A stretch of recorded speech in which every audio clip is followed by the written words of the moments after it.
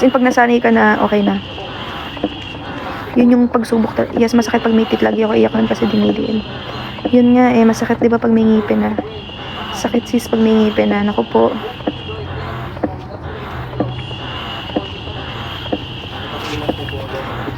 May mga, kapag may ngipin na nakadepende pa rin talaga. May mga baby kasi na di nagngangat-ngat. So yun yung pinaproblema ko pag may ngipin na siya. So pwede naman pag may ngipin na siya, magpump na lang ako para sa bote na lang talaga siya didede. 'Di ba? Hi Mama Elric, miss you, naka. Miss you ma. So ito tayo ngayon. Tulog ng bata. Parang puyat ka, B. Hindi po parang. Puyat po talaga tayo. So, bukas tapos na yung room ni baby. Nursery room tour. Abangan nyo sa Loini TV.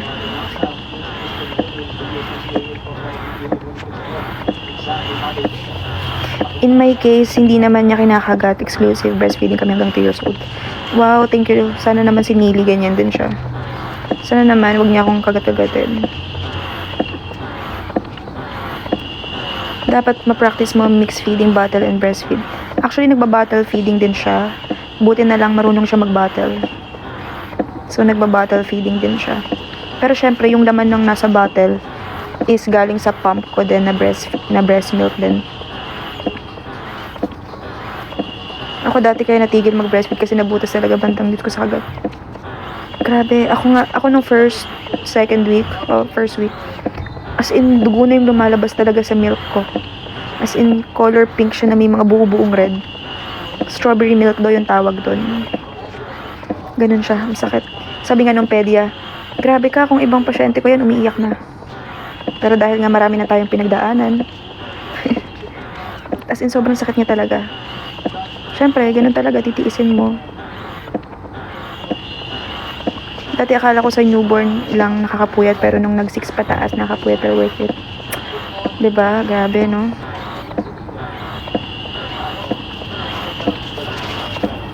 Ano po milk niya bukod sa breastfeed? Wala po. Hi, Michaela. Wala pa, hindi pa tayo nakakapag, pure breastfeed pa talaga siya. Kaya, kita niya eyebags ko. Sinisip-sip niya lahat ng natin. Dahil wala siyang ibang tinitik na milk, pure breastfeed pa. Kasi baby pa siya. Ayan, mine to almost 2 years old na pero breastfeed pa din. No formula, never din nagnat-ngat si baby. Wow. Pinili paglaki niya. Sanayin mo din tamang sleep time si baby, pati kayo kasi kayo mag-set ng routine niya. Yes. Actually, mas sanay na nga ako sa routine namin. Hindi na ako masyado naninibago. Or dahil sanay na ako magpuyat. So, yun lang naman. Lapit na birthday mo. Yes, malapit na rin yung showing ng 3 words sa mga nanonood. Sa 5.6 million na nanonood, manood po kayo ng 3 words. Sa April 22 po yan sa mga sinehan. Isama nyo yung mga loved ones nyo. Barkada, family, jowa, asawa, anak. Dahil, etong movie namin na 3 words ay super comedy talaga siya. Actually, R18 ata to, or R16. Sobrang comedy siya. So, excited ako mapanood nyo dahil sa mga nangyayari ngayon, kailangan natin ng kasiyahan at tumawa, diba? So, 3 words, April 22. Watch po kayo. Thank you. Thank you.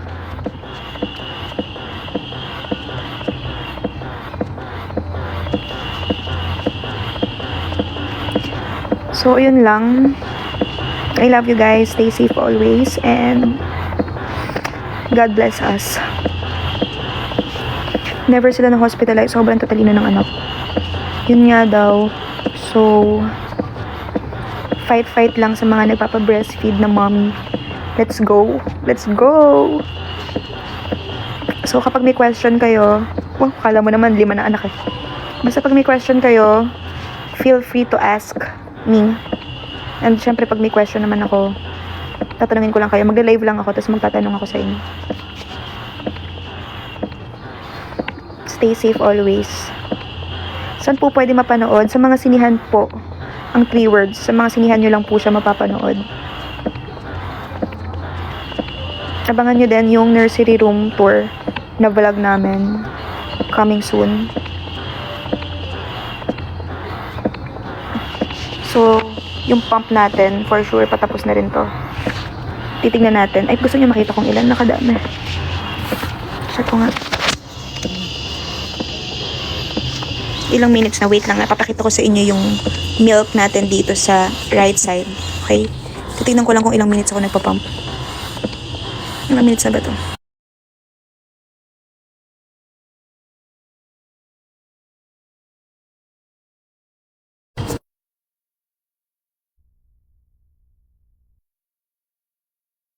So, okay na, i-reveal na natin. Wait lang Wait lang, walang kukurap. Tapos, after natin breast pump, actually, meron tayong dito napkin. Parang siyang napkin, pero sa breast siya. So, ito yung milk na na-produce natin. So, isang side lang to. Umabot siya ng 3 ounce. Tingnan ko kung 3 ounce siya. Yes, 3 ounce siya. So, ayan yung milk na na-produce natin sa ating right side. So, ito ginagamit ko, Mama Cozy. Air 1. So, ayan yung milk natin. 30 minutes natin siyang pinomp. Tapos, nakaano lang siya eh. Ang settings niya, naka-stimulation ng ilang minutes yun? 10 minutes. Tapos, milk booster ng another hanggang matapos. So, ganyan siya kadami. Actually, okay ma-frustrate kasi minsan, hindi ganyan kadami yung milk ko. As in, minsan, tag 1 lang siya. Tag 1 ounce lang siya. So, iba-iba din talaga. So, ngayon kasi, ang tagal kong hindi nag-pump kasi nag-grocery kami kanina. So, kaya siya ganyan kadami. Actually, direct clutch din tayo. Kasi nga, dito sa kabilang side is nag-pump ako. Pero yung kabilang side, itong bata na to ang nag-latch. Diba? Ang laki ng pisngi, oh. Ang laki ng pisngi niya. So, kaya tayo nag-pump kasi itong side na to, inubos niya na eh. Inubos niya na itong side na to. Tapos, yung kabilang side, pinump natin. So, yun lang. Diba? So, at least, ito nga parang hindi niya naubos. Parang may laman pa siya. So, ito try din natin siya i-pump. How to pronounce your babies? Rooney Lior and Neely for short. Neely for short. Unfair ka. Bakit? Pero usog. Pero ang taba niya. Nasa na siya, 4 kilos. Wala pa siyang 1 month. Kasi nga, grabe dumede tong anak ko. Grabe to. Ang takaw. Sobrang takaw. Minsan, kahit hindi naman siya gutom, umiyak lang, dedede. Maalimpungatan lang, dedede. Ang solusyon sa lahat, dedede. Ano pong milk booster mo? Actually, iniinom akong uminom ako ng malunggay syrup. Hinahalo ko siya sa chocolate drink or hinahalo ko siya minsan sa oatmeal. So, nagka-Quaker oats ako. Tapos, malunggay capsule din. Pero hindi siya everyday. Tapos, kanina kasi, nakadalawang buko ako. So, nakita ko rin yung buko is grabe siya makapagpamilk. Tapos, cookies. May kinakain akong cookies na nakakapagpamilk din. Na-try ko na yung... Actually, iba-iba yung... Dito sa TikTok, meron siyang yung cookies. Wait lang, higa ko lang si baby.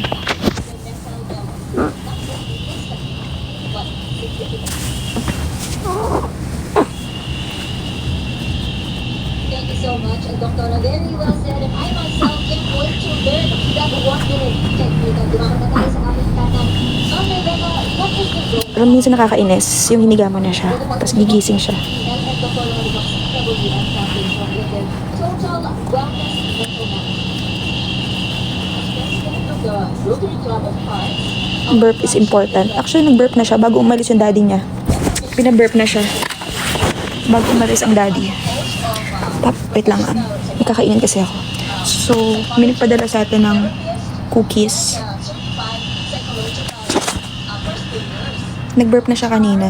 Pinaburp na siya ng daddy niya. Mental wellness so we can prevent mental disorders and psychological imbalances. So, etong pump na to, gagamitin ulit natin siya dito sa kabilang side. Kasi baka hindi na simot ni baby. Baka hindi naubos ni baby ang milk.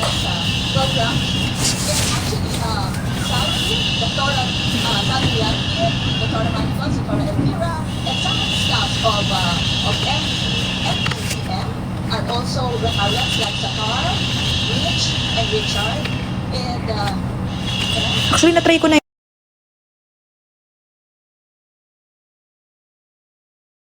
yung chocolate drink.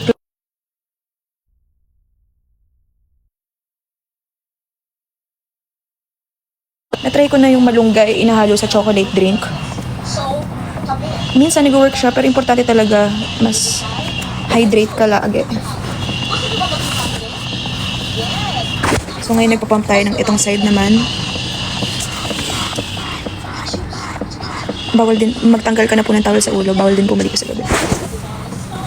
Actually, sa gabi lang tayo may time.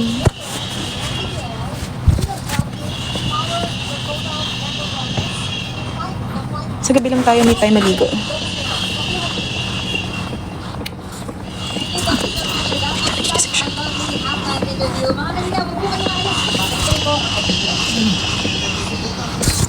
So, basa pa yung ulo natin, di ba? Hindi tayo nakapag tawag dyan.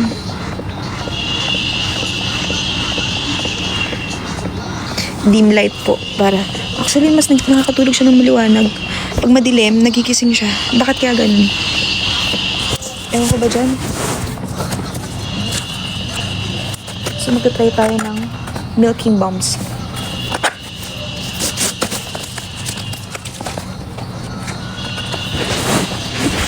Try natin siya.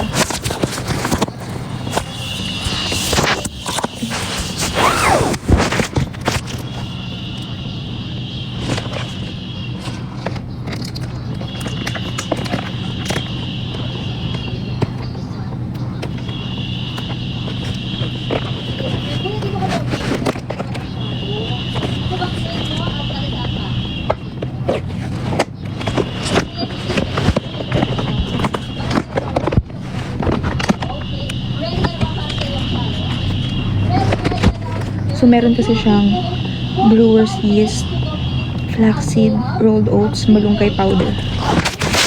So, yun yung mga nandyan.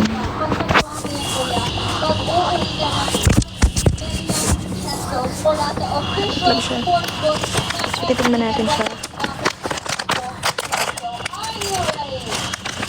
Kaya hindi tayo makapag-diet. Kasi nga, nag-breast milk tayo. Kuya, 45 seconds pa. Mm. Kaya mo yan. Oy, guys! Kaya mo yan, kuya. May coaching time ka ba? 26 more. Ilang. Try lang yung try. Focus na kuya, ha? Isa pa. Kaya mo yan, kuya Nikki. Yung mga shell malakas magpa-milk. Kuya Nikki, what? Kanina nag-ano ako scallops. Ayan! Okay, next for the third one shot. Oh, no. Tagal lang next topic. I'm rewatching all your movies. 3 words po sa mga sinihan. April 22. Saan mo nabili yung cookies, ma'am? Milking bombs. Alam ko meron silang sa IG. Sarap.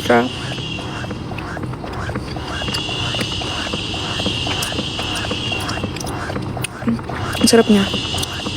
Kaya ko siyang ubusan sa isang upuan. Hindi, totoo lang. Pag nag-breastfeed daw pala talaga, sobrang lakas makagutom. Gutom at saka uhaw. Yun, Gising siya.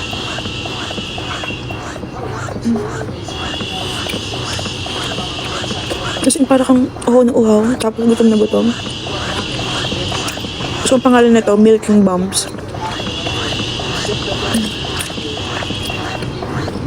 Hindi po ba masakit yung pang-pump? Hindi siya masakit. Wait lang, palitan ko lang yung settings kasi yung settings niya, ma-adjust mo siya sa phone.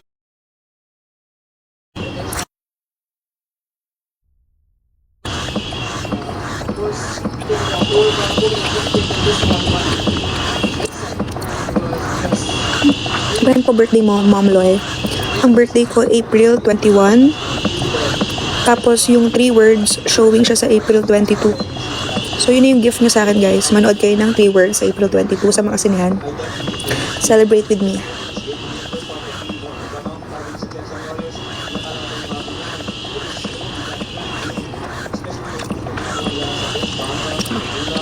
Saan niyo po nabili yung kinakain mo po?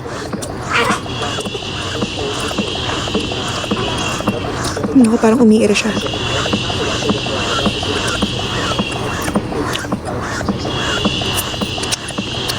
Nabili ko siya sa IG.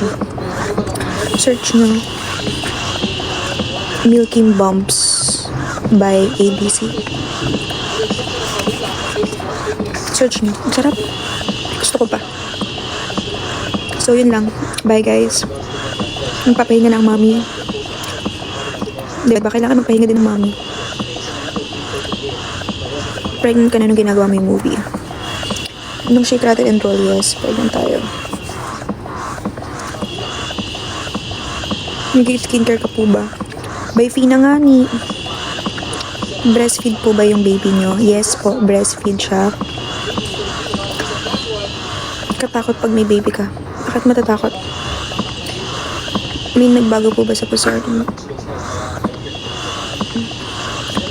Yes, alam, nagkalaman tayo. Kasi, kain tayo ng kain para magka-milk tayo. Nung buntis ka, kain ka ng kain para healthy yung baby. Nung nanganak ka, kain ka ng kain para may breast milk ka. Grabe. So, yun yung solusyon. Kain lang ng kain. Wala po sa Netflix yung keyword. Sa mga sinihan po siya. Magto-27 na tayo this year. Swerte naman walang postpartum. Diba, kailangan lang natin ng mga tamang circle at mga tamang tao sa paligid natin para wala tayong postpartum. Yes, yes tayo. Yung face niyo po ngayon, very PBB days. Totoo yan. Kasi meron tayong chicks. Kasi nga nagbe-breastfeeding tayo. So, importante talaga kumakain tayo ang mga mommy para meron tayong milk. So, importante sa atin yung mga protein, yung mga oat, mga ganyan. Mga, tawag dito. Actually, anong tawag dito? Kailangan lagi tayong hydrate. Water, electrolytes, buko, ganyan. So, yun. Been your supporter since PBB. Grabe, 10 years na po yun. Magwa 1 month na si Nili. Kanina, nag-grocery kami. Bumili kami ng damit niya pang 1 month. So, nakaka-excite pag sinuot niya.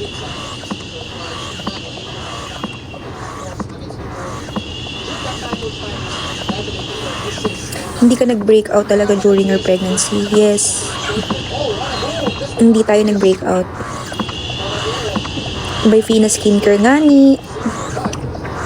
So, try nyo yung By Fina Skincare, guys. Ibalik nyo na lang kung hindi kayo mahiyang. Akong bahala sa inyo. Pero kasi sobrang ganda niya. Wait lang, check ko lang kung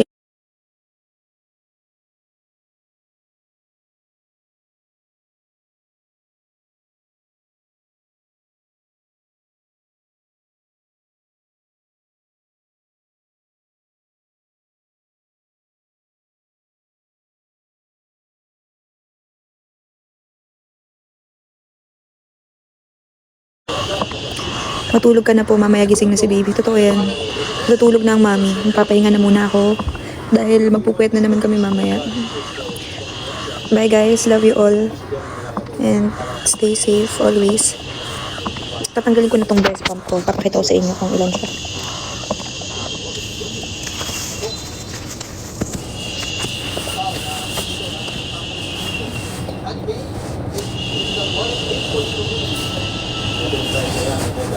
Tanggalin muna natin ang lagpen.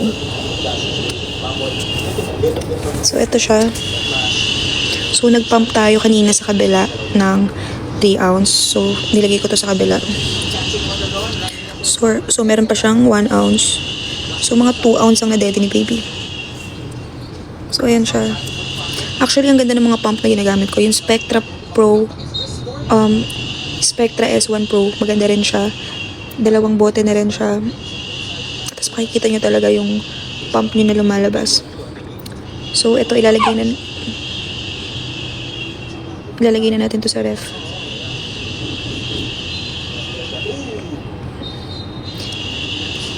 So, yun lang. Kailangan nang kumain tayo ng mga gata, malunggay, munggo, ano pa ba? Actually, yung favorite ko ngayon yung ginataang buko. Yung gata, meron siyang malunggay, tapos merong buko.